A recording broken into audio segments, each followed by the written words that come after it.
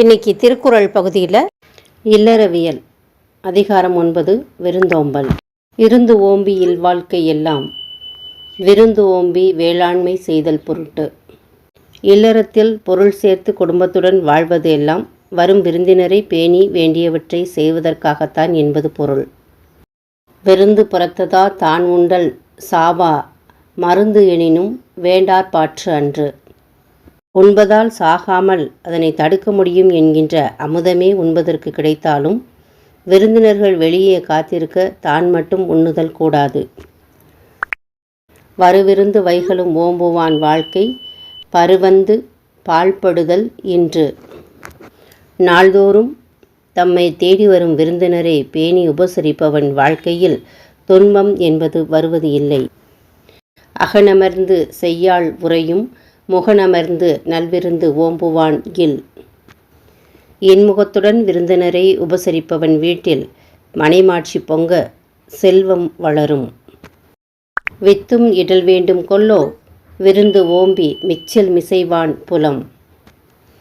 விருந்தினரை உபசரித்து பின் தான் உண்டு மகிழ்கின்ற வாழ்க்கையுடையவன் நிலத்தில் விதை நடவும் வேண்டுமா? விதையில்லாமலே பயிர் விளையும் அல்லவா? வித்து இடுவதும் விளைவதும் பயிரின் ஒத்துழைப்புடன் தானே நடைபெறும். தனி ஒரு ஆளாக துன்பப்பட தேவையில்லை அவன் என்பது இதன் கருத்து. செல்விருந்து ஓம்பி வருவிருந்து பார்த்திருப்பான் நல்விருந்து வானத்தவர்க்கு.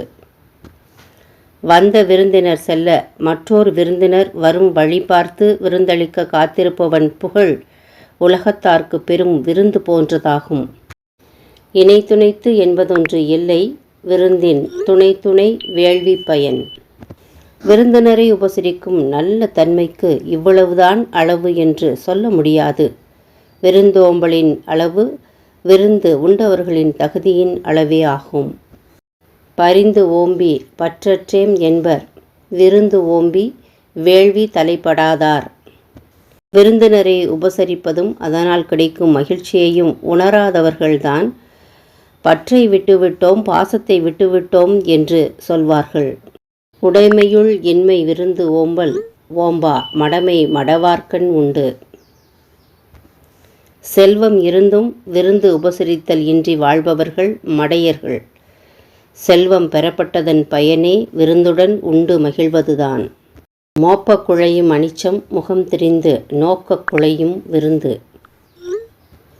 பூவினிலே மென்மையானது அனிச்சம்பூ. முகரத் தொடங்கும் முன்பே மூச்சு காற்று பட்டாலே வாடிவிடும். விருந்தினர் உள்ளமும் இது போன்றதுதான். முகம் திரிந்து பார்க்கின்ற ஒரு பார்வையிலேயே அவர்களின் முகம் வாடிவிடும்.